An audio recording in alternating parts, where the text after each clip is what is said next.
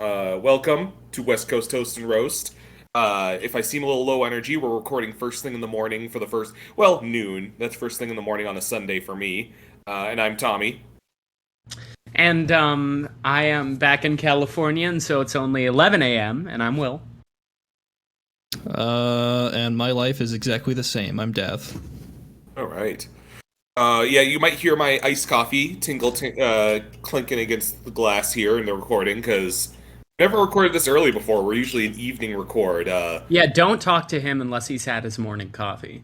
Don't even. Did you guys have a good breakfast? Nope. I haven't had any breakfast. Yeah, me neither.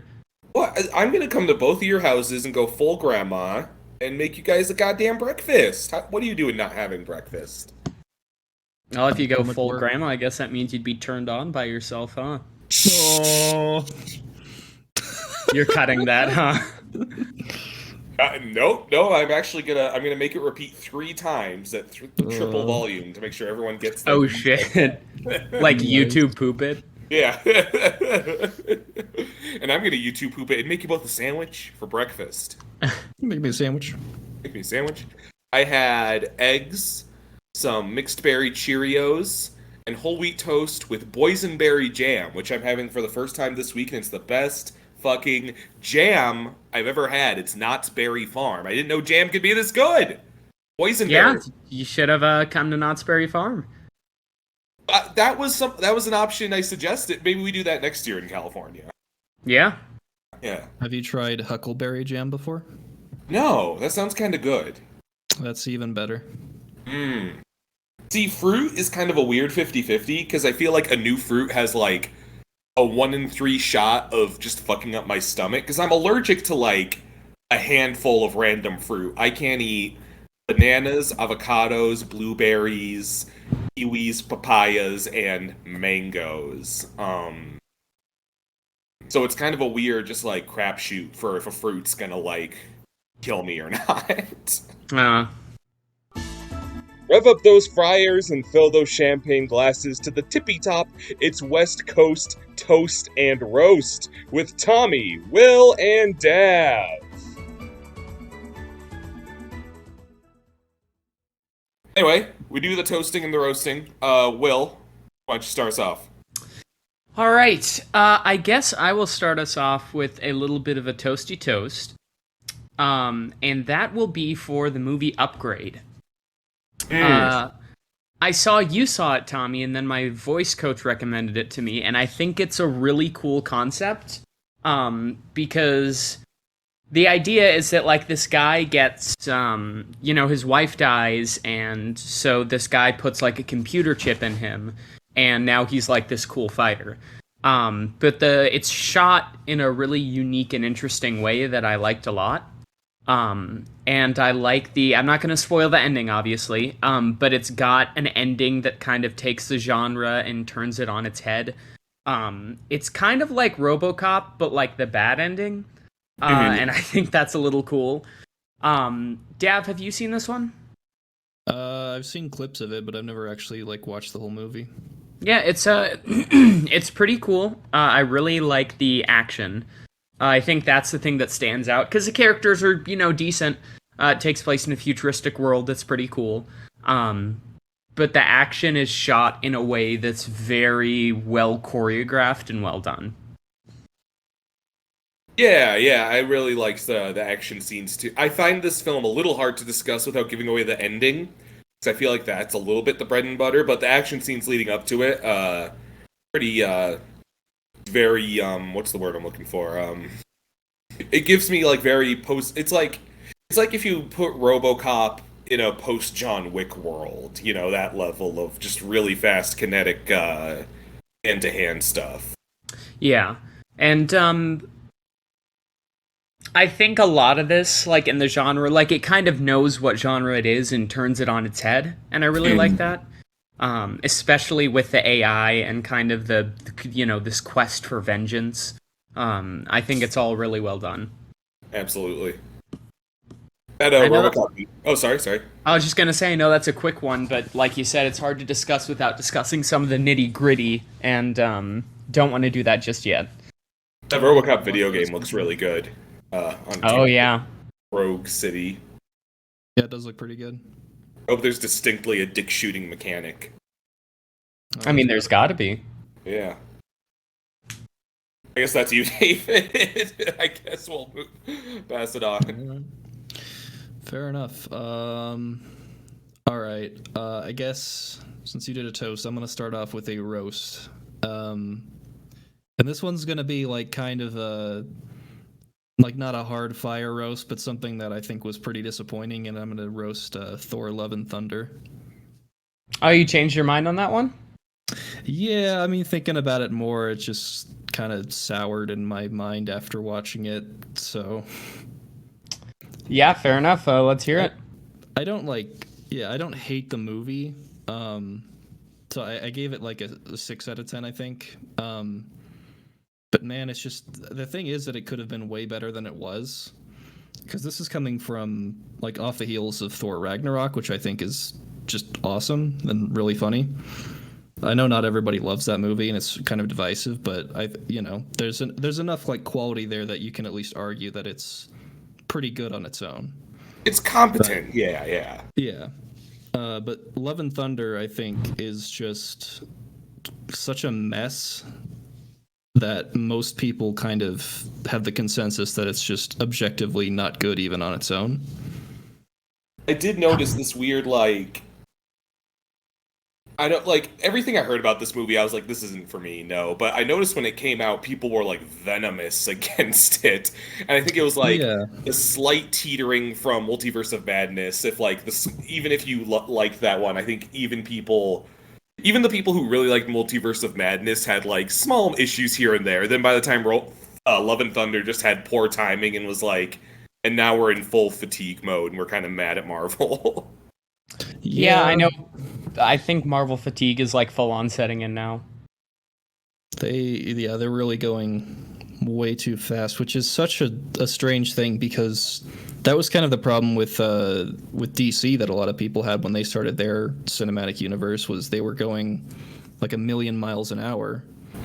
And Marvel was kind of praised because it didn't have to do that, because it started way earlier.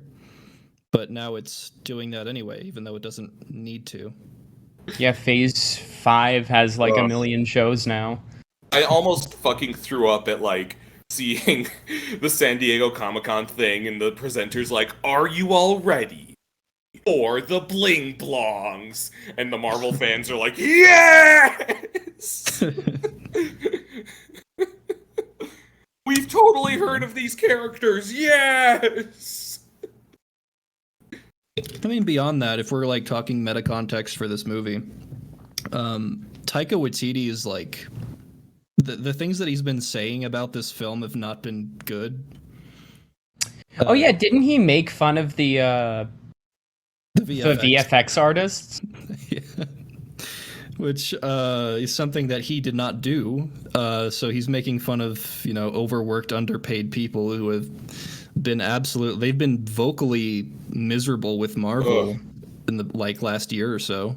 What exactly did he say? Or like he was just like making fun of it. Yeah, I think it was him and Tessa Thompson or somebody. They were like watching clips from it, and he was just like he like made some offhand jokes about how the VFX looked garbage. I guess he really is his character from Free Guy, huh? I guess so. Good for him. Yeah. But beyond that, just ignoring all that outside stuff, the movie itself is not great. I mean, it's kind of fun if you like turn your brain off, which is sort of something you could say for any Marvel movie. But the thing about this movie, I think, is that it starts off pretty strong, and then as it goes along, it gets kind of full of itself. And I thought the ending was pretty stupid. I won't spoil it, but the last act was kind of dumb. I hear that. Yeah. Oh, well, sorry, you've actually seen it, so why don't you talk first? I was just gonna say, I would probably have to rewatch it to reevaluate it, like I did with Doctor Strange. Christian Bale's a really good villain, and I think the movie does have its moments, but I think, like, looking back on it, probably the biggest missed opportunities is that it is just kind of a little comedy. and it doesn't really focus on like the jokes are the central part. Yeah. And sometimes the story and the characters are sacrificed because of that. Yeah. Ragnarok, I think, balanced the comedy out pretty well, even though it was obviously mostly going for comedy. There was still some like good drama in there. This movie really has like none of that. Yeah. How are the Guardians in this one? They're there for I like wish I 5 could tell you. minutes. See, Yeah. I'd be mad at that, but I'm partially convinced that only James Gunn knows how to write the Guardians, because I think they kind of suck in the Avengers duology they appear in. Yeah. They're not great in this. Everything I hear about this movie makes it sound like it's like, I don't know, I'm like, there's screaming goats, there's lots of Korg, there's Marvel trying to seriously handle terminal illness plot, and I'm like, I don't think I don't think they can actually like handle the lofty things they're trying to, and also the jokes and like spectacle I hear about doesn't sound for me. I'm like, there's no way this movie's good. I'm sorry. I would say out of all of the Marvel movies that have come out recently, this one is the least for you. Which This is is saying like a lot because I everything you hated hate about Multiverse of Marvel Madness. Yeah. I think Multiverse of Madness, I think at least has some unique identity going for it. This one Thanks does to not Sam really Raimi. get that. Yeah, Sam Raimi, Pizza Papa. Hell yeah. Which I will be fair, I'm very excited because Bruce Campbell said that is not the last we've seen of him, and that's That's the twist villain in Kang Dynasty. Oh yeah, fucking Pizza Papa's gonna come out and kill Kang and be like, "Fuck you guys." Yeah. In the multiverse saga. Oh yeah. Are you guys ready for a whole saga of traffic lights that are different colors? Yeah, how interesting. They've already kind of like messed up on introducing the X-Men, so I got no faith in this. Yeah. Da-la-la-da-da. Gotta put that theme wherever it doesn't fit, I guess. But yeah, Will, like you said, Christian Bale, he's kind of the best part of this movie, and that's a pattern I've noticed in this phase of Marvel is whenever they bring in like an actual actor to do things, they're kind of the best part. Like Willem Dafoe, Alfred Molina. Yeah. And they used to not even know how to do villains, and now it's like the only thing they do know how to do. Yep. But yeah, overall disappointment. Not the worst movie in the world, but could have been much better, and I'm disappointed with how Taika Waititi has been talking about it. But that's all I got, so I'll pass it off to you, Tommy. All right. I guess I'll take this opportunity to talk about and toast the Cuphead Delicious Last Course, which I've recently played through. Cuphead is my favorite indie game of all time, and it's a fixture of my top 10 video games ever. And the DLC is basically exactly what you would want. I think if I had to criticize it, it was over a little too fast, which is like the number one dick-sucking criticism you can give something. It's only, I think, 6 boss fights long, and I think I beat it within 3 days, 2 or 3 days. I love Cuphead so much that I found myself wanting a bit more. But what I had was delicious, if you will. I'd say if you took the original Cuphead game and took out the 6 worst bosses and replaced them with these bosses, nothing of value. Like it would be these could fit with these are all upper echelon Cuphead bosses. They're all great. They're all really challenging, but none of them like ridiculous. Like I would describe Dr. Cal in the original game as maybe a bridge. Oh yeah, your favorite. My favorite. I do feel he introduces mechanics that actively break the rules that make Cuphead the game that it is. None of these bosses, I think, do that, but they do mix up the formula a bit without taking it too far, in my opinion.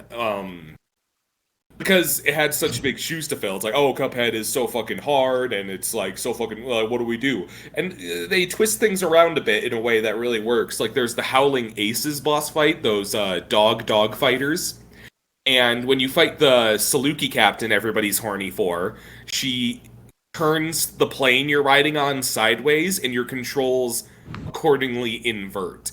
And it's really fucking tough at first, but you get used to it pretty fast, and it's just a cool way to kind of approach a midair boss fight. The final boss is technically a spoiler. I think most people probably know who it is, but just for I won't say. But he is maybe the most stunningly animated character in Cuphead, and he has a reference to the coachman from Pinocchio. But like considering how beautiful, artful, and beautiful everybody in Cuphead is, I feel that's saying a lot. There was a slight disappointment in that I had gotten so good that I think I beat that final boss in one try once I broke his first phase. But I think that's just the game doing a good job at preparing you. I think I only ever died to that boss because I was looking at his animations and they were so good. There's new items. I really love the parry ring, where every second, fourth, and sixth parry you get additional health. So it found a way to mitigate and accommodate for different skill sets, but not with a decent challenge involved. I think that's just very Cuphead of them. I was just really happy with this DLC set. I thought it came out beautifully. Yeah, I know. I played it a bit, but I've seen the boss fights on YouTube, and they're all really well animated. I like the idea that they went with the chess pieces. Uh-huh. I think that's a great idea, and I like. I watched the video that's like, oh, Cuphead DLC animation references, and a lot of them are references to Street Fighter, which I think is pretty cool. They love Street Fighter in that one. Back as far as Ribby and Croaks, there are a lot of Street Fighter references. Oh yeah, because they do Hadokens, right? They do Hadouken, and then the slot machine comes up with either a bull, a tiger, or I can't remember what the third, or I think because the bull is Balrog, the tiger is Sagat, and then I think some reference to Vega that I'm blanking on. I can't remember what animal. I feel like it's like another horned animal. A bison? Oh, maybe it is bison for bison, actually. Yeah. Yeah. And then Mortimer Freeze has his Hishenko sweep attack. Swords. Oh yeah. Oh man. There's Esther Winchester. She's the cow sheriff who gets sucked into her own vacuum and turned into fucking sausages. So there's still that kind of morbid edge too, where it's like some of these bosses ostensibly fucking die, but they're fine in the epilogue. Yeah. No, Esther Winchester kind of freaks me out because that's like body horror. Yeah, legitimately. I kind of like to headcanon that since it's the vacuum she sucks up money with, it like zips into bags, and that's when she got turned to the hot dog. She was like stuffed into those bags, and it looked like a hot dog. Jesus, Tommy. Yeah, I think it works. This is really weird out of context. I don't even understand what's. I haven't looked into this DLC at all, so. There's also, the DLC plays with your expectations really well. There's one boss fight with a fake out KO. And that was the first boss fight I had fought in the DLC. I just happened to go down that path. And I was like, oh, I won! No, you didn't. I don't know, maybe I shouldn't say much more than that. Yeah, I think it came out so stellar. I'm really, to the point that when the credits rolled, I got a little teary-eyed, because I just love Cuphead so much, and this is pretty definitively the end. It's the last course, but I can't wait to see what this studio does next. Yeah, maybe they'll do like a sequel with Cuphead's son. Baby bottle, I don't know. Yeah. All right, like Blaskhead. Blaskhead. Maybe it's Bull Boy from the cartoon. Oh yeah, we know Bull Boy. Sorry. Dav just whispered Scrimbo Blimblo. Again, it all sounds made up to me right now. I still think back to when I first described Jellystone to Dav in our very first pod, and he was like, I don't think this is real. Alright, well, I'll pass. You've shown me clips, and I still don't think it's real. Anyways, so I guess I'll flip to a roast. So Paws of Fury and the Legend of Hank, right? You promised. We told you guys we'd see it, and we did. Now, here's the thing. I rewatched Blazing Saddles after it, and at first I was like, okay, this film is like a 5 out of 10. And then I watched Blazing Saddles and realized that every single funny joke is ripped directly from Blazing Saddles. Yep. Like, there's a joke that I kind of laughed at in the theater when the character, like, looks at the camera and is like, well, then how do I do this? Oh, why am I asking you? And I forgot that was just a joke from Blazing Saddles. Like, it is just Blazing Saddles for kids. Yeah. That being said, I think it's forgettable at best. What I really want to talk about is the short that comes before it. Big Nate's Bad Hamster. Now the thing is, I want to preface this by saying that when like the Big Nate came up, Tommy turned to me and goes, "Oh, Big Nate, these shorts are great." And then it proceeded to be one of the worst things I've ever seen in my life. Not normally like that. That was an outlier, I swear to God. Well, I'm sure not giving it a chance now. Anyways, Bad Hamster is about like the Big Nate kids and they eat ice cream and it like sends them into like a kind of hallucination. They pass out, they dream. That's yeah. And well, they all have like a collective dream too. Yeah, I suppose. And like there's a hamster and they're like, "Oh, we can't give the hamster ice cream." And then in their dream, they're like really weirdly like 2D animated and the hamster starts like it's voiced by who is it? Kevin Michael Richardson? I think so. So it's like this super deep voice singing this song that doesn't even rhyme. And he's literally, I'm not even exaggerating, he is shitting out babies. Like, there's tens of thousands of babies that come into this room that he just shits out. There's like a fart sound effect each time. Like, normally I save half stars in Letterboxd for movies that, like, personally offend me.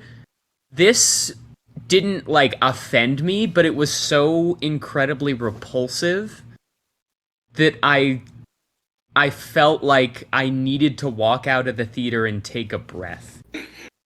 It's the dream sequence is animated kind of like Angela Anaconda is the best I can describe. Yeah. That's the best of all things. How's that fucking repressed memory for you? Yeah, no, I should have kept my fucking mouth shut because I was like, oh yeah, these are usually pretty good, like if not harmless. And I was just as shocked as you were, especially as someone who, I was like, oh, it's a hamster short. I love hamsters. Those are like one of my favorite pet animals to look at. And then it's like, oh no, he's giving live birth on the fucking movie. Oh, Jesus Christ. I just don't know who thought, like, yeah, kids will love this.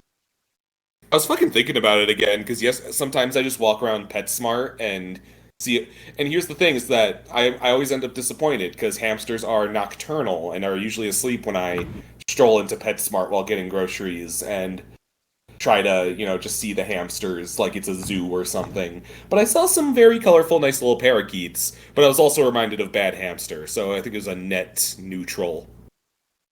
Yeah. Yeah. Well, also, like, going back on the Big Nate shorts are usually good. I was trying to find it, so I looked up Big Nate on Letterboxd, and a short is called Big Nate Short, the Butt Cheeks song. Yeah, there's also that one. What the fuck? You know what watching this short did for me? It was like, that scene in Ratatouille where the critic is eating the ratatouille and he, like, gets a flashback to his childhood? Yeah. It gave me, like, that, but, like, a really bad version of it. What did you flash back to? Do you have a Bad Hamster story, David? No, I mean just like growing up, I watched a lot of Nickelodeon. I was like mainly a Nickelodeon kid, and a lot of those shows sucked. Like even when I was a kid, so like watching that short reminded me a lot of the shows I used to watch. Like it's very similar humor, and I don't know why I liked those shows, like fucking Fanboy and Chum Chum. Oh, Very similar. I I mean, just you did wear annoying orange shirt, Stab. So That's true. That's true. I think I'd rather watch Annoying Orange though than Bad Hamster. the high fructose adventures. Yeah, Starring it's well-aged Cartoon Network. internet celebrity Tobuscus. Oh yeah. Oops, the daisies. I want to rewind a little because we were talking about Paws of Fury and how it's this like weird mediocre film. We also saw Minions: The Rise of Gru. I'm just like, you guys hated Paws of Fury. I was like, it's fine. Why do we hold Minions: The Rise of Gru in such higher regard than Paws of Fury? I wanna divulge. I don't. I think they're both not good. I also think they're both not good, but I can stand Minions more because I Really? guess it feels like more of an original story. True. Also, the animation was much better. My favorite thing about Minions is that, Rise of Gru has this very genuinely 70s soundtrack, so people were posting like fucking, oh, I love the soundtrack to Minions: The Rise of Gru, and it's the lyrics from Goodbye Love about should I die tonight or something. uh I went to when I was having dinner not long ago with my dad's side of the family. My stepmom is like, "Tommy, what are you gonna do with the rest of your summer?" And I was like, just catch the rest of the summer blockbusters. And she goes, "Oh, are you gonna wear a suit to the Minions?" And and I was like, "No, we already saw the Minions." And she's like, "Oh, okay, what'd you think of it?" And I was like, it's for kids, it's fine. And whenever I react that way to something, my stepmom seems like so confused, and I realize it's because ostensibly all the stuff we like is for kids, but I think there's a certain generational shift where it's hard to convey the difference between stuff we like and like Minions. You know what I mean? Yeah, like Minions is clearly for like a bit lower common denominator than like the Right. bad guys. Yeah. Because I think she regularly asks me, she's like, "So you're into like Sonic and superheroes?" And I'm like, "Yeah," and she's probably like, "So what's wrong with Minions? I don't follow." Well, there's kid stuff, and then there's everyone stuff, including kids. Yeah. Yeah. That stuff falls into like kids can enjoy it, but so can everybody else. Whereas Minions is like this is for children. Yeah, like Bad Guys in Spider-Verse, those are PG movies for everyone. Minions is a movie for kids. I will. They had some like good 70s references. Like I like how the villain team in Minions is voiced by Danny Trejo, Dolph Lundgren, Lucy Lawless, and Jean-Claude Van Damme, which is entirely an adult joke, I feel. But besides that, yeah, I like. If it was more of a Gru movie, I don't think there's a funnier character than Gru. Like, just the fact that he looks the way he does and he's called Gru never fails to fucking kill me. Yeah, he's definitely an animated Chad. Paws of Fury. I think I was just more fascinated by it because it has such a bizarre, long history to it. Pan Pizza made a really good video about it that I think is circling back in the algorithm because the movie finally came out. But it's been worked on for years and years with lots of sketchy practices and dubious involvement from Mel Brooks, so it was this weird catharsis to see it in theaters, but it's about as mediocre a kids' film as you can imagine. Yeah. But I mean, it's certainly a movie, and it's certainly has one of the worst shorts in the world at the Why do we do beginning. this to ourselves? We did, yeah. Anyways, I guess I'll pass it to you, Dev. Okay.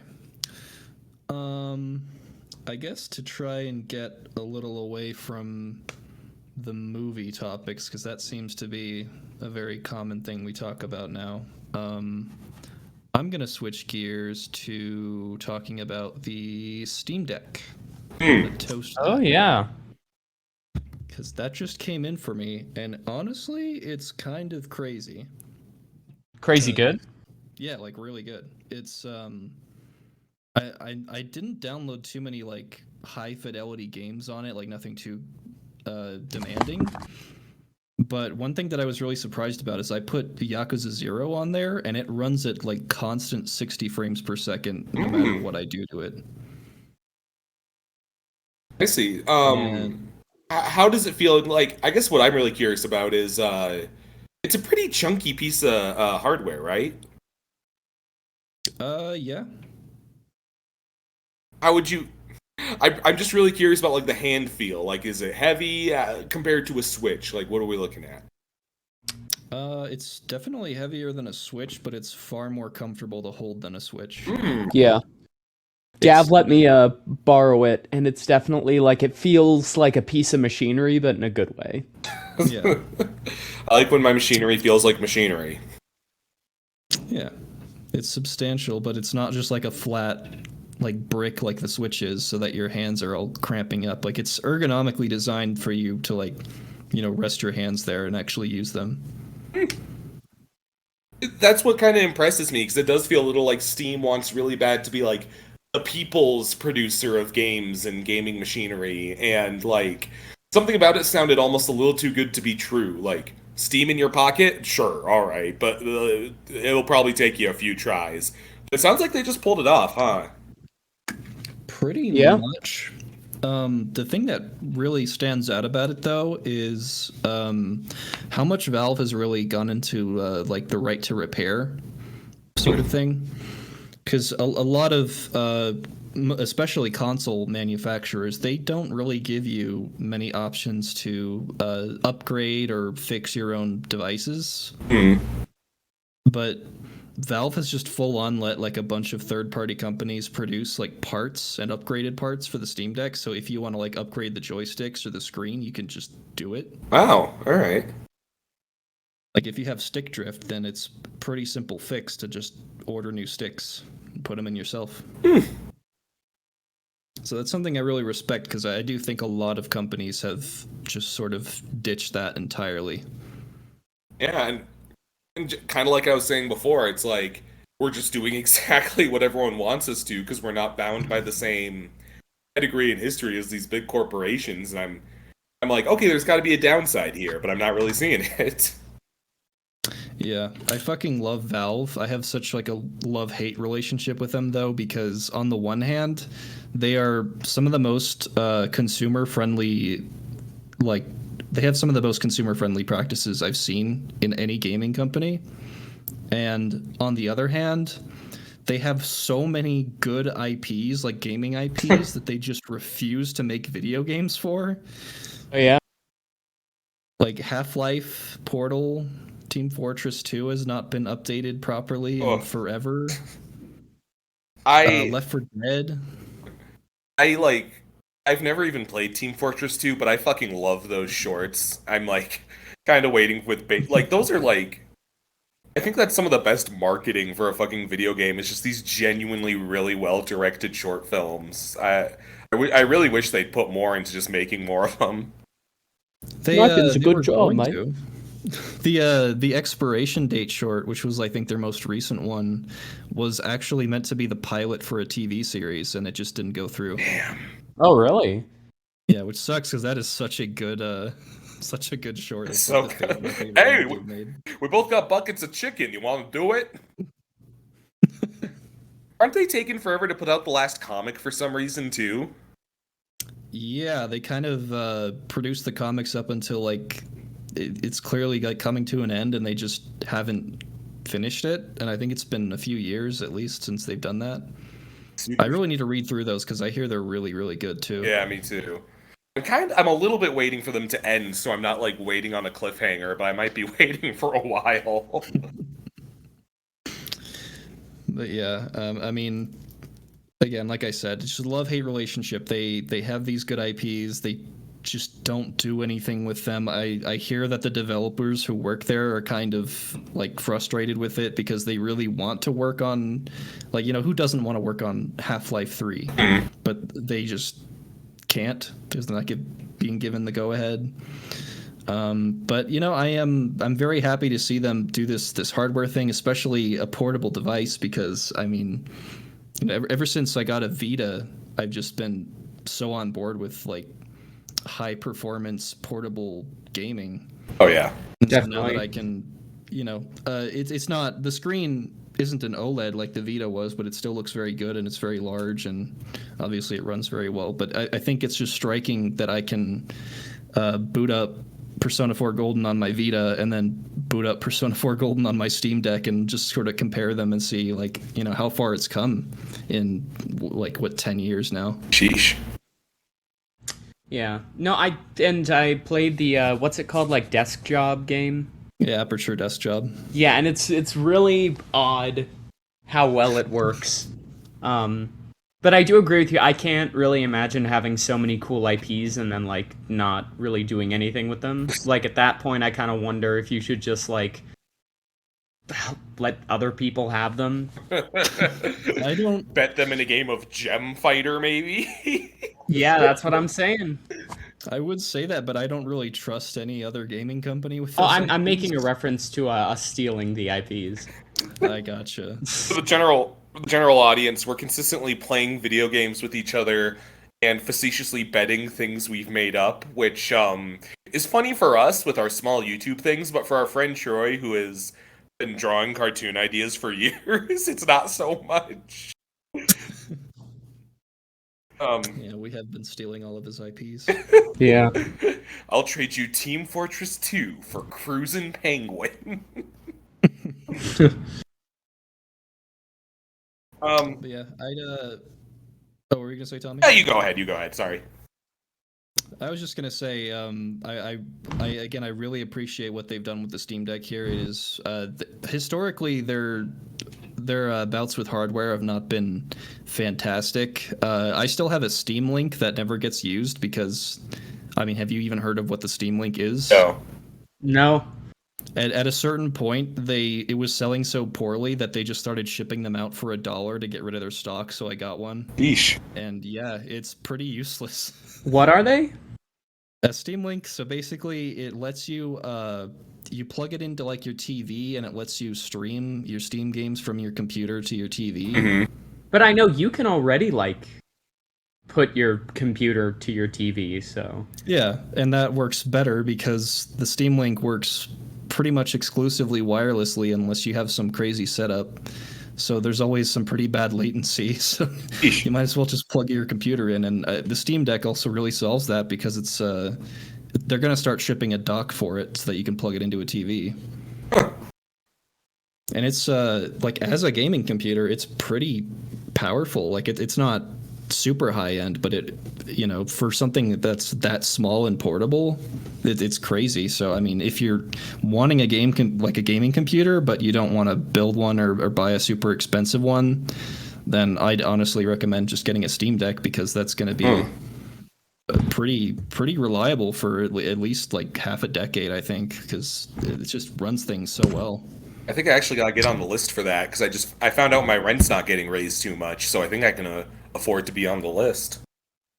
Yeah, that's a good idea. And they recently just announced last week, I think, that production supply has been going smoother than usual, so they're pushing all the shipping dates forward for everybody who has them on queue. Nice. Yeah, that's all I really got to say about it, unless you guys have anything to say or any questions or anything. I put $5 down to reserve one, and I'm looking forward for it to come in because I've never been a PC gamer, but I'm excited to try a lot of the stuff on there. Yep, I'm converting you to the PC gaming PC master race. Yep. I've only been able to play what my shitty paper thin laptop has been able to run, which has been Battletoads and 2 other things. So I'm excited to see what other avenues. I've been wanting to try Persona 4, so this seems like the perfect opportunity. I think I you may mean, like Persona 4 more than Persona 5. I kind of, yeah, I think I probably. could. I like the little teddy bear more than I like Morgana. For Persona, Well, I hope you're ready for bear puns. for Like, Persona, every for second. Persona 6, you know what the mascot character should be? What? Bad Hamster. That's it, Tommy. You're getting kicked off your own channel. Don't I was gonna shove say, me in your pocket. I'm really excited because by sometime next year, I mean, all of the Persona 3, 4, and 5 are going to be on Steam. So, They're also going to be on Switch. How do you think they're going to run? probably worse than the Steam Deck. Especially I think like Persona 3 and 4 will run fine, but I think Persona 5 will be like 1 frame a second. Yeah. Yeah. We've had to cut That's down on the detail in the UI a bit with all the running colors and shit. Now it's like, Yeah. ugh. One thing I also forgot to mention is that so the Steam Deck operating system kind of runs on a form of Linux. So outside of Steam, you can actually go to a virtual desktop, and they have apps for like emulators. So you can download Dolphin Emulator and start running like GameCube games on your Steam Deck Oh, shit. alongside the Steam games. They really So do have it just all. putting that out there because there's so many options. All right, that's all the praise I can give to that for right now. So I'll pass it off to you, Tommy. All right. I guess I'll talk about another game I'm playing and toasting as well, fortuitously.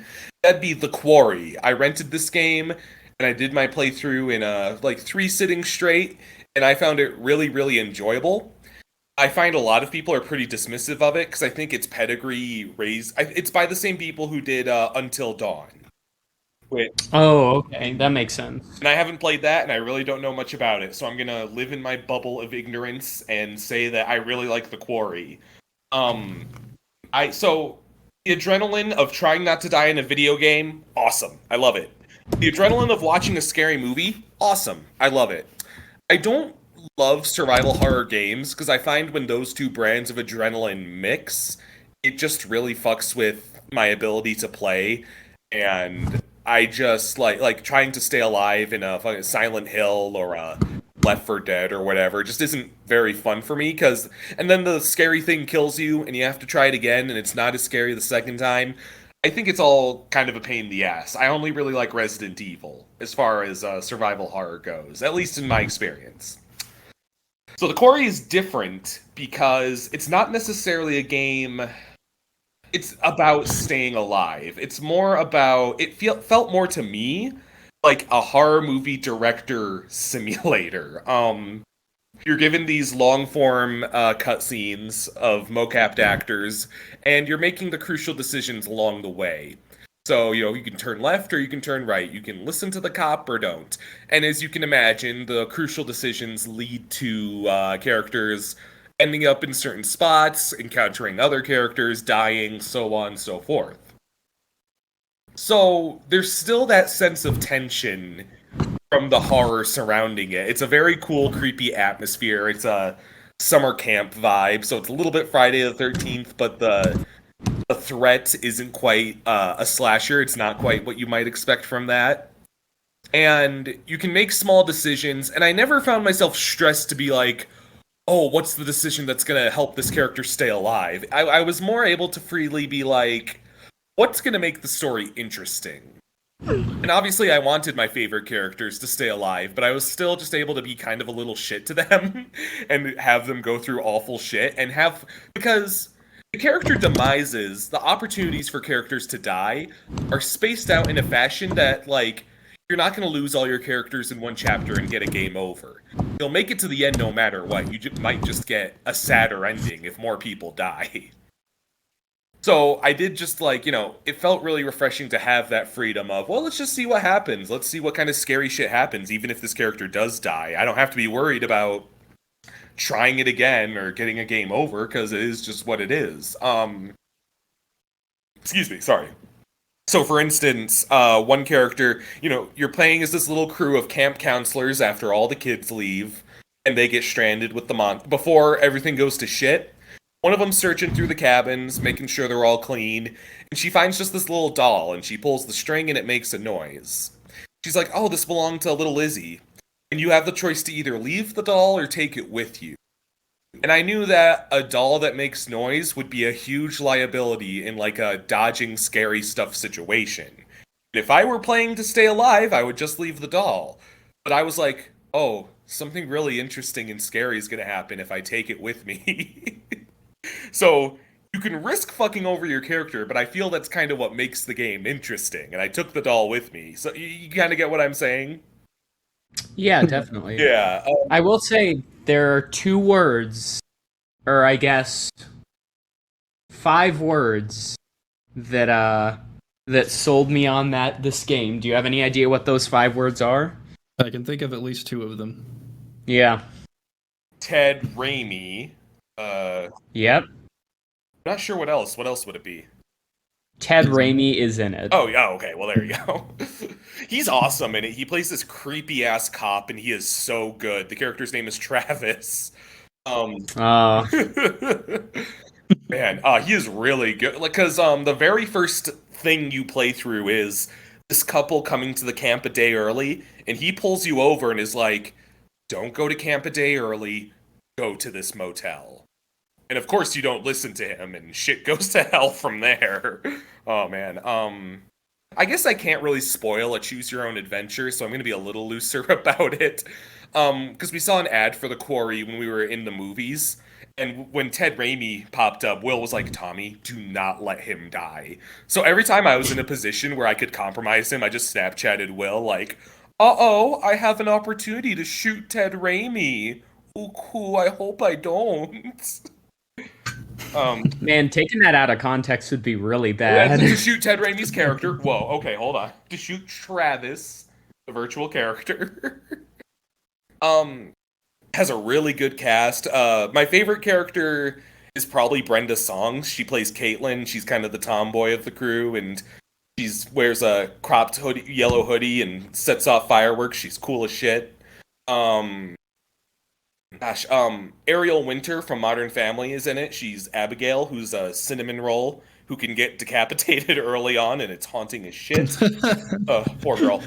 Poor Abigail. I managed to get her to live in my playthrough, but I know a best friend who was like, I accidentally killed Abigail, and I was like depressed for a month. I did get Caitlin killed in my playthrough. I was really upset. Poor Brenda Song. The gore in this game is really good. Because like the mocap reminds me a lot of Mortal Kombat, where it's like the very detailed faces, but they're cranked up just a tiny bit in like malleability and cartooniness. Where so it's very clearly just these actors' faces, but they exaggerate the features ever so slightly. But in Mortal Kombat, when someone gets like their head chopped off, it's like, oh, their head flies up and they have a goofy expression on their face. I fucked up, and Brenda Song got mauled by the threat in the forest, and just the life leaves her eyes in a really disturbing fashion. It was just very upsetting to watch, but in a complimentary fashion for a piece of horror. It was really good. It's a lot of actors who are like, oh, it's that guy. Like, Skylar Gisondo is in it. He's the freckly kid from Licorice Pizza and Vacation. You know him. Yeah. Halston Sage, that's Seth MacFarlane's girlfriend. She's in there. Ted Raimi. Man, imagine if Seth MacFarlane was in here and you had the opportunity to spare or kill Peter Griffin. This is worse than the time I had a choice to shoot someone in the quarry. Tommy, I don't know if you mentioned it already, but do you have the option to have everybody survive? Yes. Is it just really hard to pull off? It's very, very difficult, yes. But you can, I believe, let me double check, I believe you can save everyone. Ori. That's good. I don't know if Until Dawn had that. But I don't think so. I think one person had to die at least. I'm seeing a lot of articles that are like, how to save everyone and get the best ending. So yes, you can, by the looks of it. And there's some... Nice. Sorry, I just said, that's nice. Yeah. And there's some characters that seem like... So when you make certain decisions... do I want to spoil this? Again, it's choose your own adventure, so I don't think it really matters. When you make certain decisions, there'll be little prompts. Like, if you leave someone in the woods to save yourself, it'll say, Luke trusts you less. Or no, his name's Nick. Nick has lost trust in you. Or, Jacob is frustrated with you. Just little status updates like that. I think the scariest moment in the whole game was I kind of turned my back on Travis in a certain way, and I get a little notification that locks in. Travis will kill you. And that character, Oh shit. and that character, like, definitively is killed by Travis later in the story. So they do really cool stuff with, like, that's some of the scariest, because how it's formatted is it's all. Every time you make a key decision like that, there's a little static on the screen, because it's like a video nasty tape is the framing.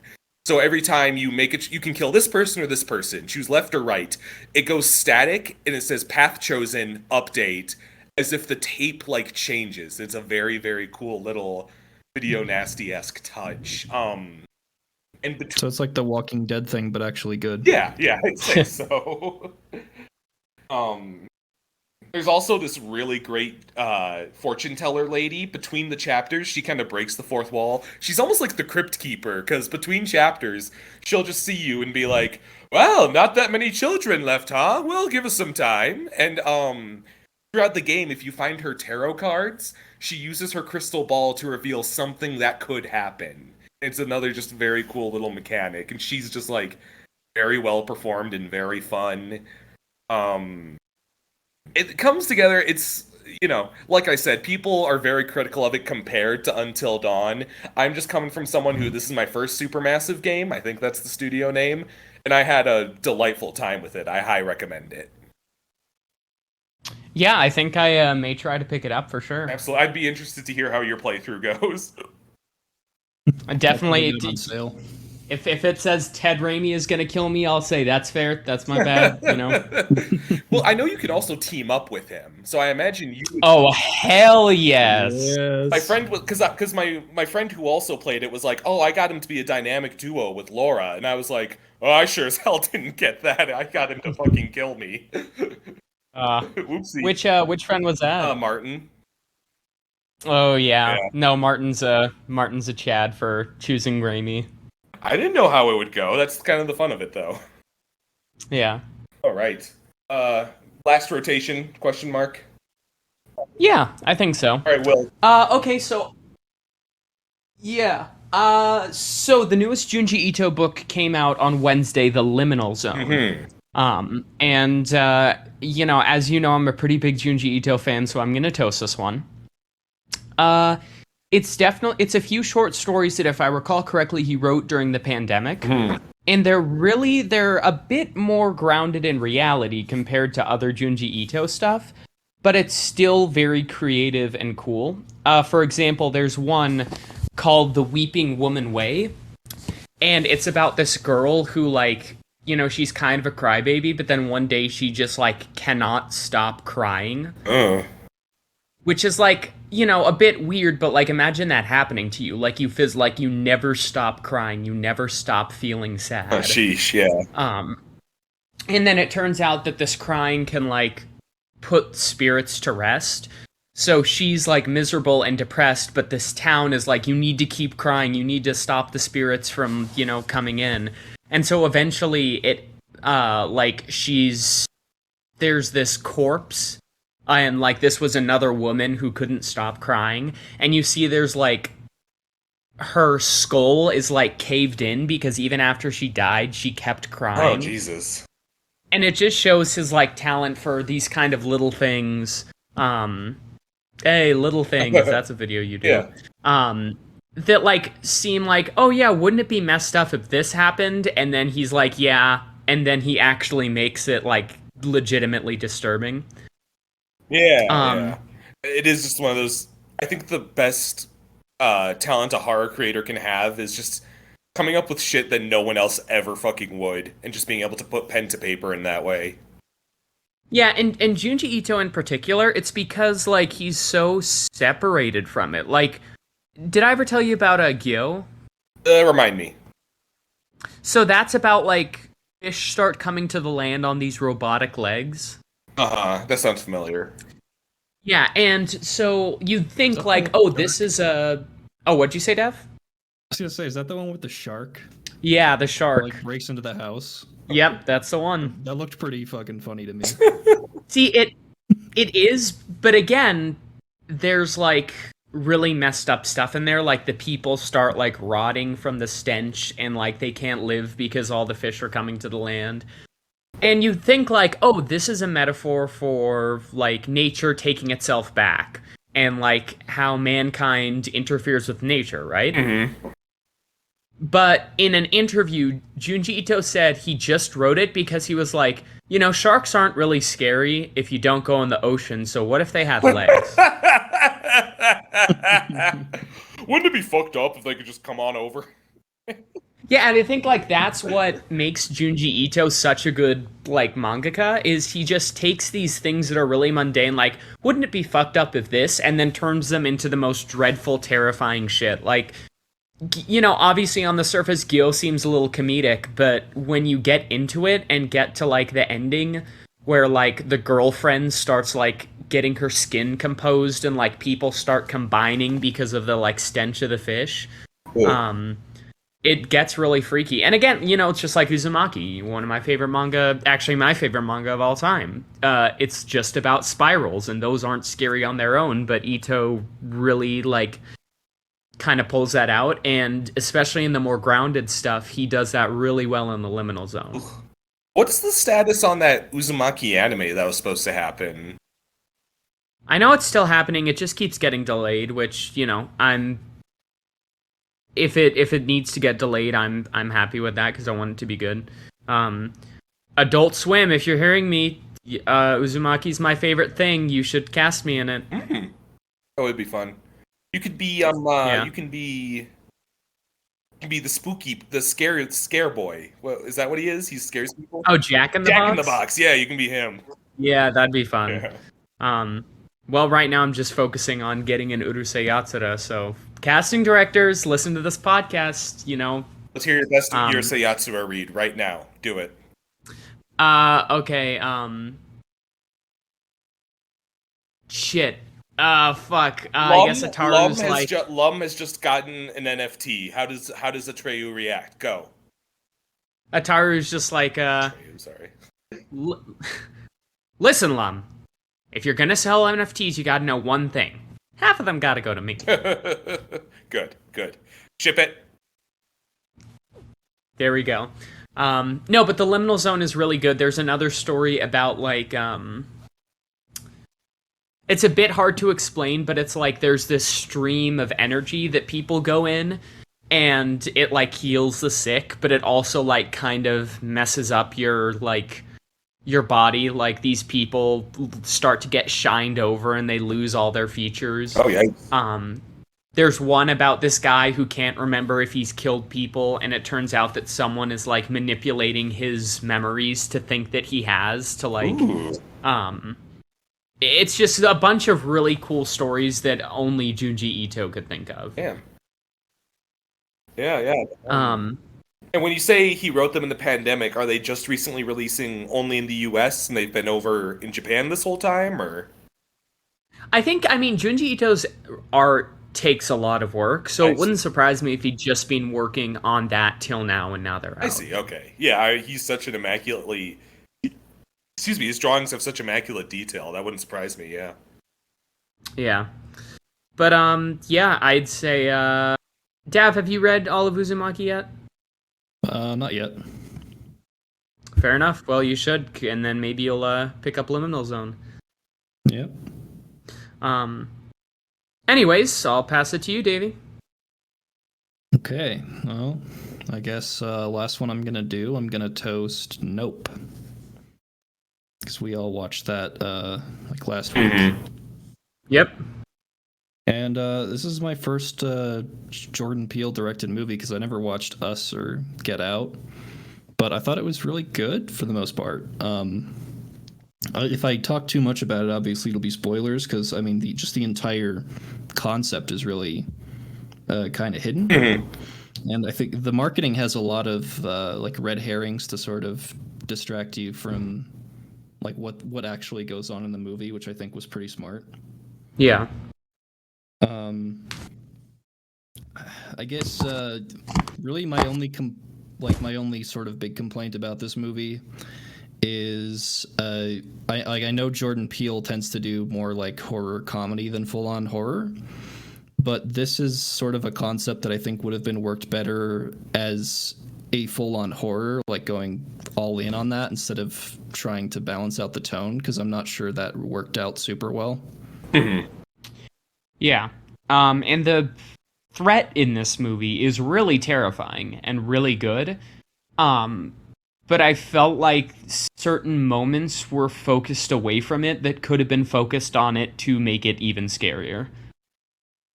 Yeah.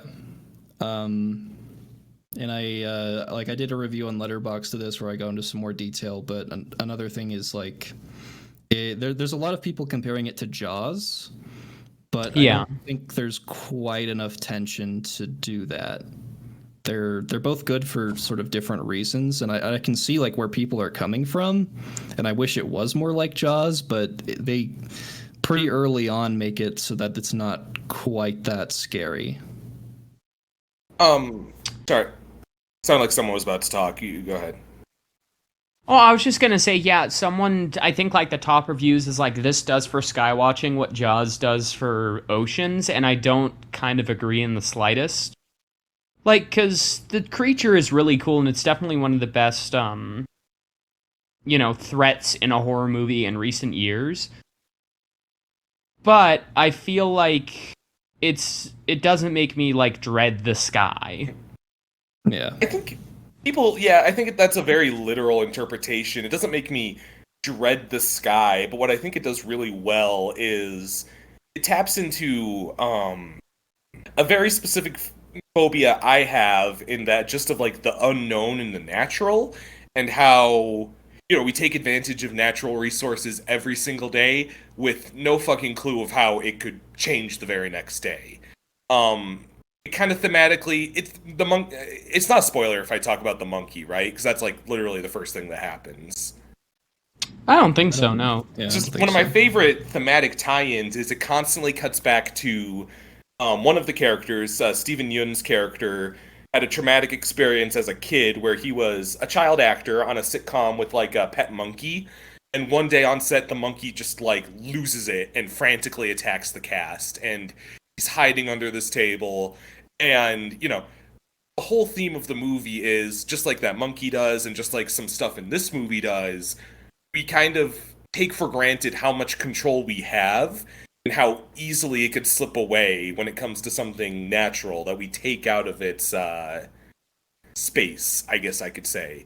And that's kind of a phobia I've always had with like pets, and with like just like there's a wildlife preserve in my apartment backyard, and right now raccoons just sometimes pop in, but fuck knows what could happen if, I don't know, a coyote has a bad day.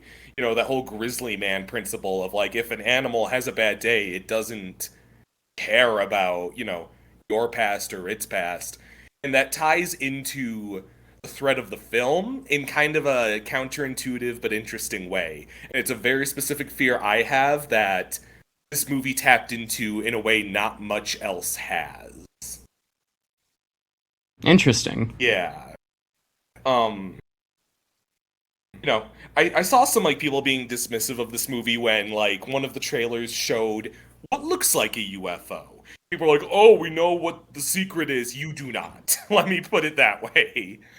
Yeah, Yeah. I'm pretty sure I knew, I was like, okay, if this is, because it was very, marketed as it's an alien movie, I'm like, okay, I'm pretty sure I get the thematic elements, but it definitely turns it on its head. I was not expecting the theme in this movie. It was going to some really cool places, totally.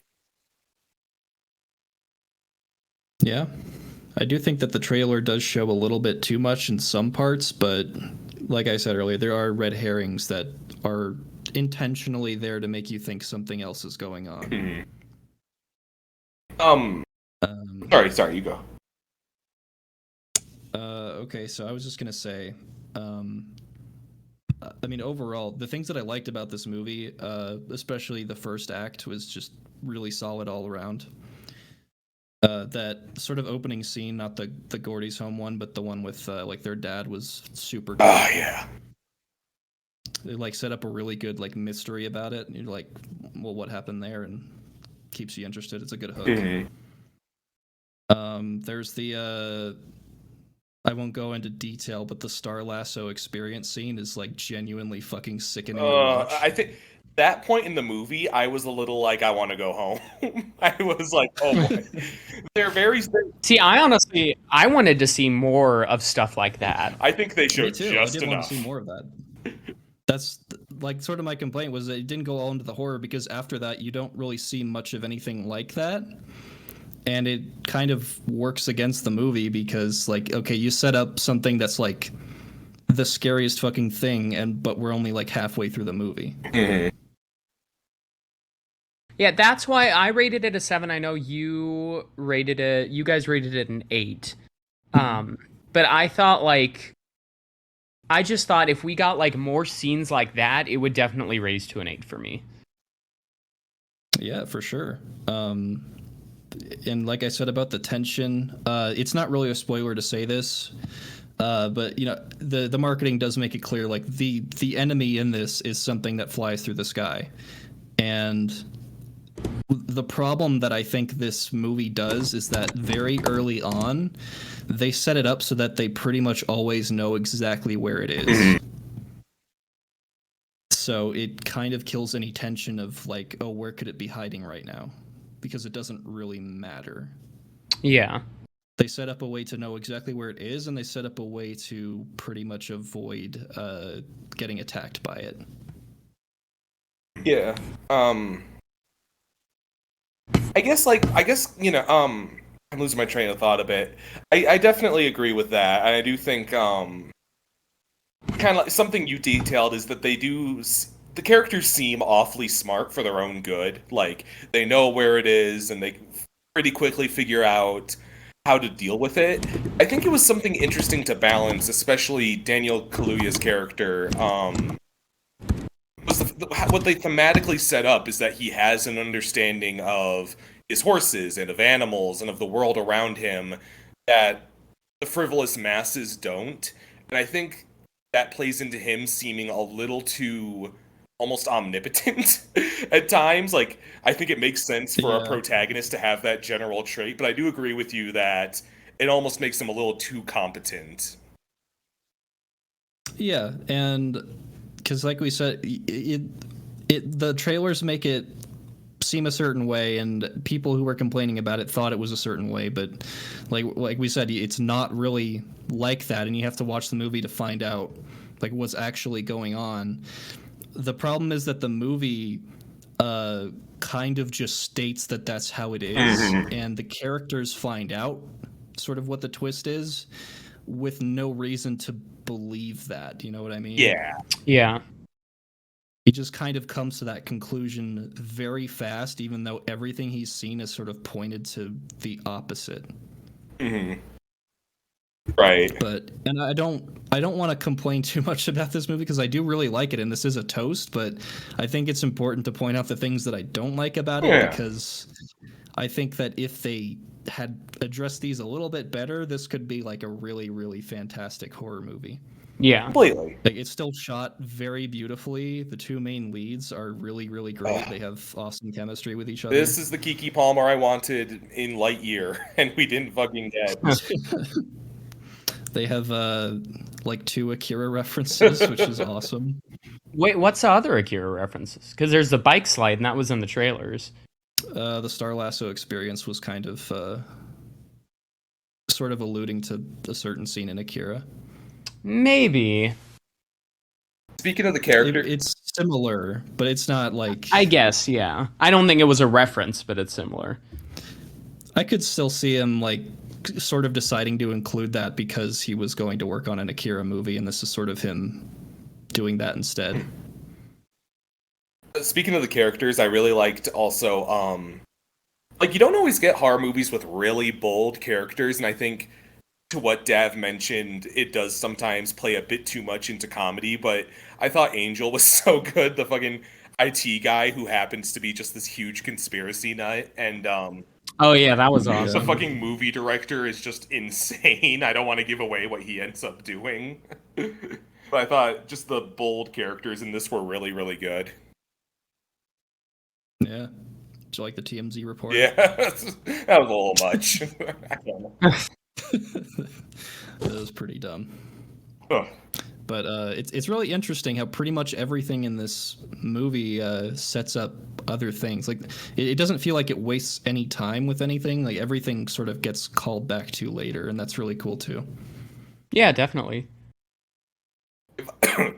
One thing, you messaged us in our little group message. I hope this isn't the fucking steelbook cover, and it's the poster of Daniel Kaluuya looking up, because they go with the fucking all the actors looking up at the sky marketing campaign that I kind of hate, because Don't Look Up, fucking Adam McKay fart show kind of ate its lunch in that regard. You know what I mean? Like. Yep. I think that's really unfortunate. I kind of wish they pivoted when they saw that that's what they were going with. They had time. I guess I don't know what else the posters would be. Yeah, I mean, it says box art not final, so I still have hope. But 'cause there's some really good artwork of this that like doesn't reveal too much while still being pretty creepy, and I just want them to do that instead. Maybe the slipper. I don't know about that, No? but I don't know if that would make a good like cover. Yeah, I guess not. I'm specifically referring to there's a shot that they use on some of the posters that's just like really dark, and then there's like a cloud with the flags hanging from it. Oh, I like that one. I like that one, I'd yeah. really prefer to see that. Yeah.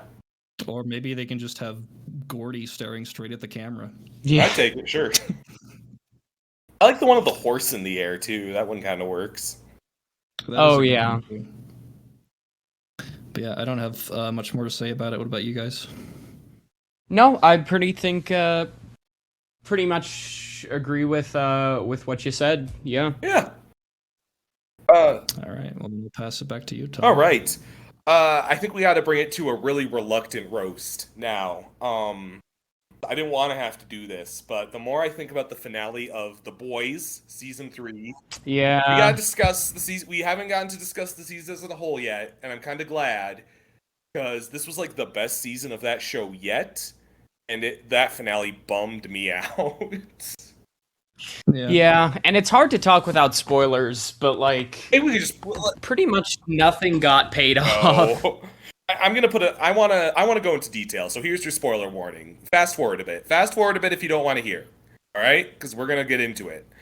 So, The Boys was dear to me this season. It was like largely its best season in those first few episodes, and it was like our weekly tradition. It's like what I looked forward to most over the summer was the fact that Will was in town and we'd get together and watch The Boys, and it was my favorite show because of that. It's nothing's ruined those memories.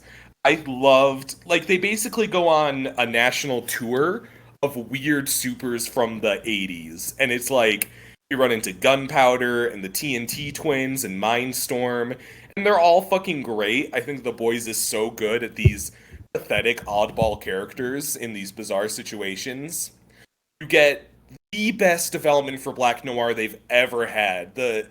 When he's watching the cartoon reenactments of his abuse at the hands of Soldier Boy, it's maybe some of the best stuff of the season. That was so great.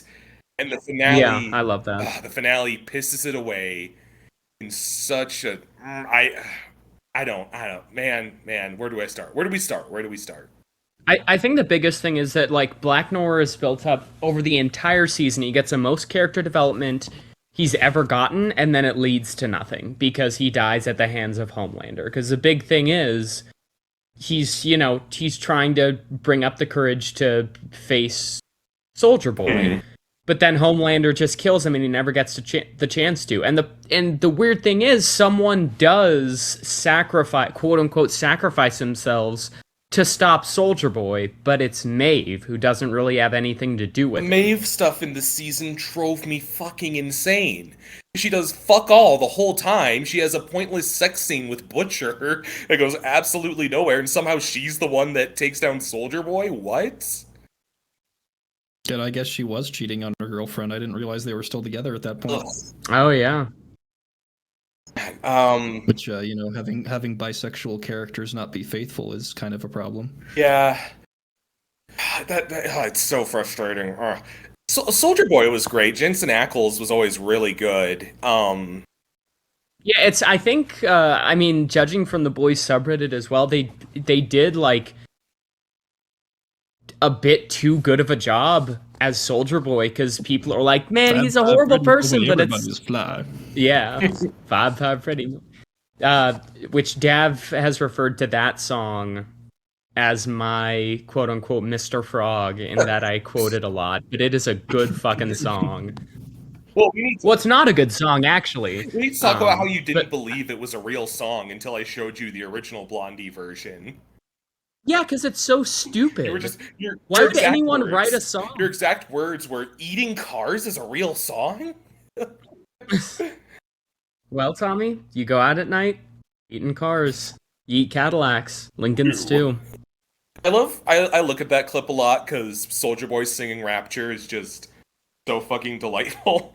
And people in the comments just roleplay as if the events really happened, like, rest in peace, Soldier Boy, I'll never forget the day I heard about that accident. Like, oh, yeah. oh, man. And, like, I love the kind of renaissance of Anthony Starr reaction gifs, because his facial expressions as Homelander are always so spot on, and people yeah, he just has a good reaction for everything, and he really does just have some of his best sociopathic Homelander moments in this season. But here's what I would have done if they had to get rid of Black Noir that soon, which I don't endorse because he's so fucking entertaining and great. Have that talk with Homelander, where Homelander loses trust with him. Soldier Boy walks in. Black Noir and Soldier Boy fight. Soldier Boy is clearly stronger, knocks him to the ground. Black Noir lifts a hand to Homelander for help, and then Homelander kills him. At least then we don't get cucked out of that confrontation. Yeah. Or, like you said, have him sacrifice himself tackling Soldier Boy out the building, instead of Maeve. Well, it would have been cool because, like, Black Noir is, like, the only person who ever showed compassion to Soldier Boy. Mm-hmm. Or to not Soldier Boy, to Homelander. So what if, like, just as Soldier Boy was about to kill Homelander, Black Noir, like, came out and sacrificed himself for him to show that, like, even though he had his problems, he still cared about.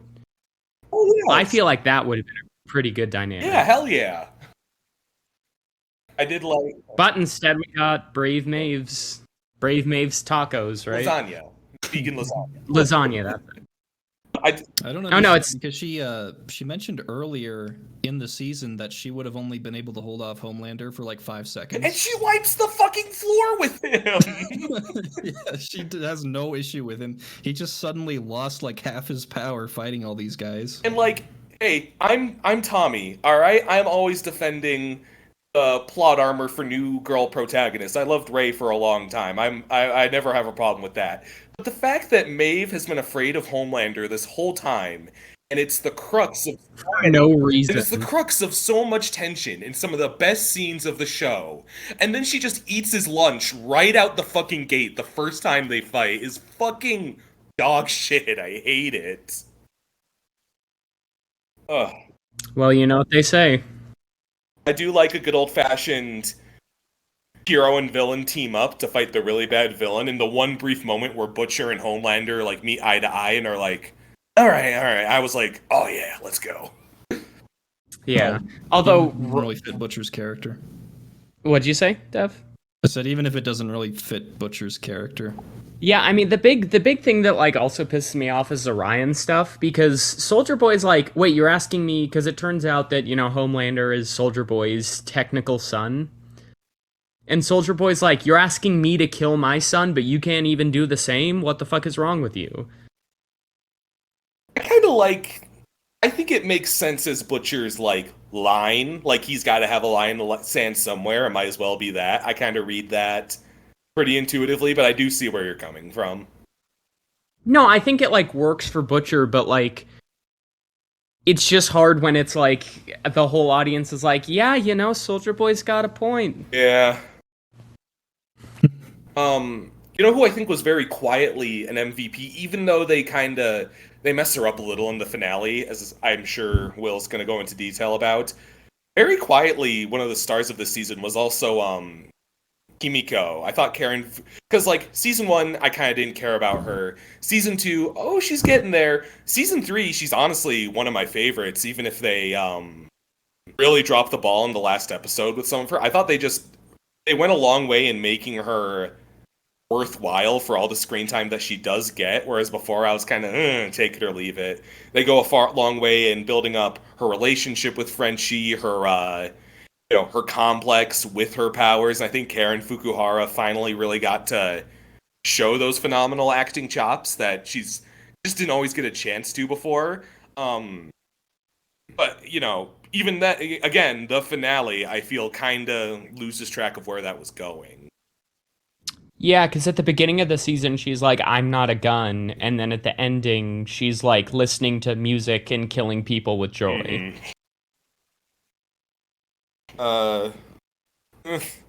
Huey got to power up Starlight. I thought that was a really cool moment. Get to turn on the lights. Yeah. That was really cool. Even if it didn't really do It didn't anything. do much. Okay, if we see in that flashback that one blast from the TNT twins can knock Soldier Boy off his fucking feet, then what does that say about how fucking weak Starlight is, realistically? Yeah. For Christ's sake. And this, I don't normally like... A real pet peeve I have with some fandoms is when power scaling becomes too much of a discussion.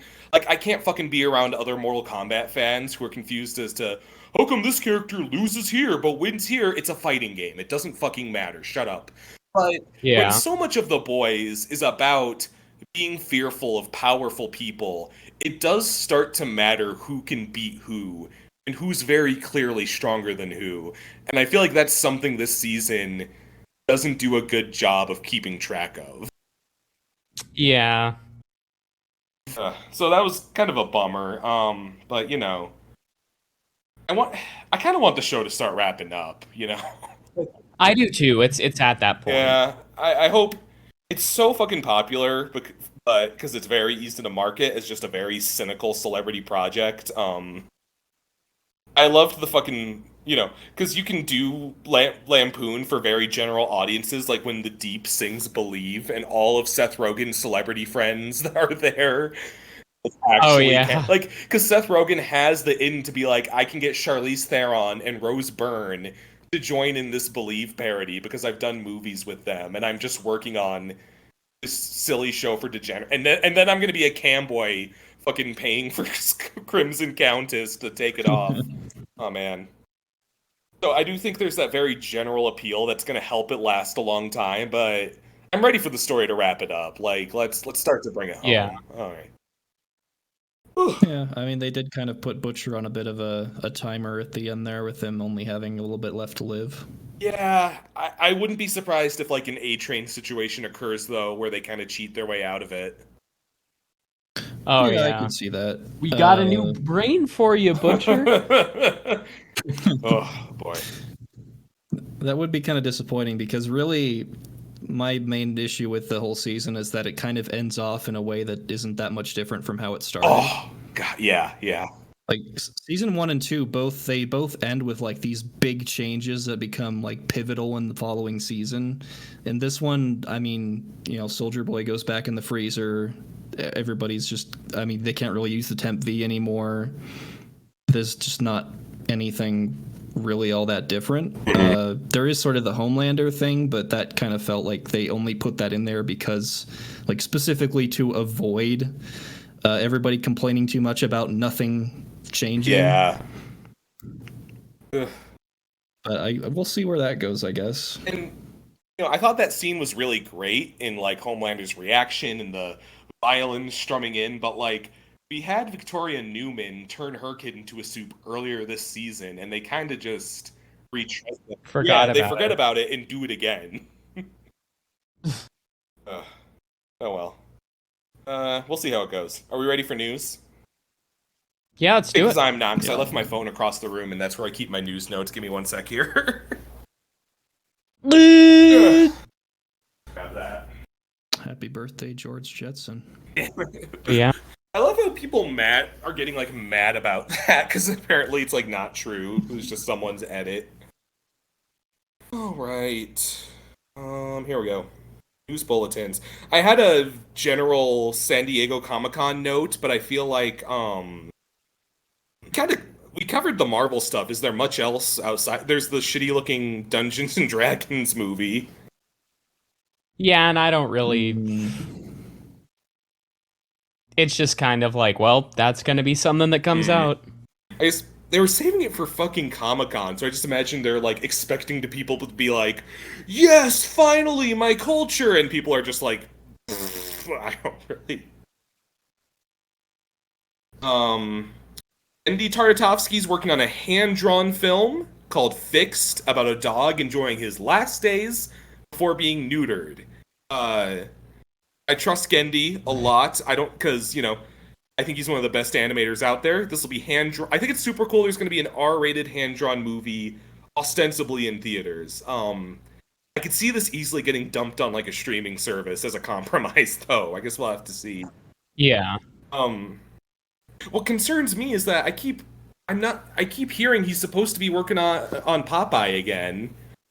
And I don't know if that's like, because there are articles that it's back in production, now it's not, now it is. I don't know. But I'm looking forward to that one. We have a release date for Bayonetta 3, and I've never been so happy to be wrong, because I thought this was going to get delayed into next year. Oh yeah, it comes out in the September? October. Right in Oh, time wow. for spooky season. We get to witch out. And Happy for Bayonetta fans because Knights of the Old Republic fans got some really bad news. yeah, I'm sorry. Oh yeah, didn't. What happened with that? The remake was delayed indefinitely. Oof. Such a shame. Oh man, yeah, I'm sorry about that. Do you think that's just Disney not liking things like? I guess it could be. Maybe they don't want to admit that the Old Republic story is more interesting than their sequel trilogy. That wouldn't. Yeah. But hey, Will, good news for you. Bayonetta 3 will have naive angel mode where she doesn't get naked. Wow, Tommy, you made that joke before. So do the dance. We repeat bits on the mic. It's fine. There's a new character too, Viola, and she kind of looks like the Nero of the game. That's a little exciting. Someone, now that Winnie the Pooh's in the public domain, they're working on Winnie the Pooh, Blood and Honey. A fucked up looking horror film. I really like the design touch that Piglet's like a boar. I love boars with like the big ass tusks. I think that's always a nice touch. I'm surprised someone got this rolling this quickly after public. They must have had their calendar marked. But what do we think? I think it might just be like a flash in the pan for like a week, and everyone's gonna forget about it. But it makes the news every like 2 weeks, and I felt like bringing it up. It does strike me as like, ooh, look at Winnie the Pooh, but scary and adult. Yeah. What if Winnie the Pooh said fuck? I a little bit appreciate just like sticking it to Disney in that way because he is wearing the red shirt and everything. But yeah, I don't think it's gonna have much mileage outside of that. It seems like a gimmick. And we got a trailer for Rob Zombie's The Munsters, which looks fucking awful. Looks like a Smosh video. Rob Zombie has never really made anything good that I can name off the top of my head, so not a surprise. I like his music. I don't know about his movies much. Man, The worst Halloween movies. boy. Oh, you haven't seen Halloween Kills. Oh, I don't want to watch Halloween Kills. we got a trailer for Halloween. Halloween Ends sounds like a reassurance, not a title. Okay, it's over now. Relax. Yeah. Like, okay, guys, Man, which is not as scary as Blood and Honey, which is not as scary as Too Smart for Strangers. Oh, hell That's yeah. true, yeah. Should have toasted that. Oh man, Piglet defying gravity, those creepy ass costumes. They made a Dumbo show with the same style of costumes that's also creepy as shit. Like Dumbo Circus or something. Man. Yeah, and then we went over San Diego. I'm trying to remember San Diego Comic-Con stuff, the shitty Dungeons and Dragons, the multiverse saga. Okay, so Shazam Fury of Gods, did we see that? Yeah. Pretty good trailer. Even if I wasn't like crazy about the first Shazam, it looks like they're staying true to what they. It doesn't look like. You know what I'm really happy about? So in the original Shazam, Mary was played by Grace Fulton, who I really like. But when she transformed into Mary Marvel, it was a different actress. They're keeping it so it's just Grace Fulton when she transforms as well, because she's already an adult anyway. Subreddits are madly simping for her in the costume, and I don't blame them. Yeah. Also at Comic-Con with some Evil Dead news. Oh, yeah. Remind me? Bruce Campbell confirmed that they're doing an animated revival of Ash vs. Evil Oh, Dead. cool. I feel like I might like it a little better as a cartoon, because, like, I tried that show and I didn't hate it or anything, but it just got to be a little much with some of the zaniness. I might like it a little better as an animated thing. Yeah, could be pretty good. Yeah. Man. Yeah, that is some good news. Summer Games Fest was last time we recorded, huh? Yeah. I think so, yeah. That's bizarre to think about, because I can't even remember what we talked about, because I guess there just weren't that many good announcements. Mainly Street Fighter. Right, that was the big one, right. Oof. Man. And now this time we're like, one game is coming out that we thought has been delayed 50 times, and one isn't! Woohoo, video games! Yeah. Well, I guess that'll about do it. Thanks for listening. As always, I'm Tommy, and the game I want is coming out. I'm Will, and I don't know if any game's coming out that I want because Advance Wars got delayed. Oh, that's true. There's a GoldenEye remake that's also in limbo because of the Russia stuff. God damn it. Yeah. Well, I'm Dev, and catch us next time for the 1-year anniversary of Toast. Oh my god. Yeah. That's bizarre to think about. Yeah, it's going to be episode 11, though, because of the lost episode. Shit. Oh, yeah. Yeah, that's a bummer. Oh well. Yeah, well, tune in then. The podcast will be old enough to... what can a baby do?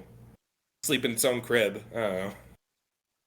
It'll be old enough to be able to drink bleach under the kitchen sink. Yes. Ugh.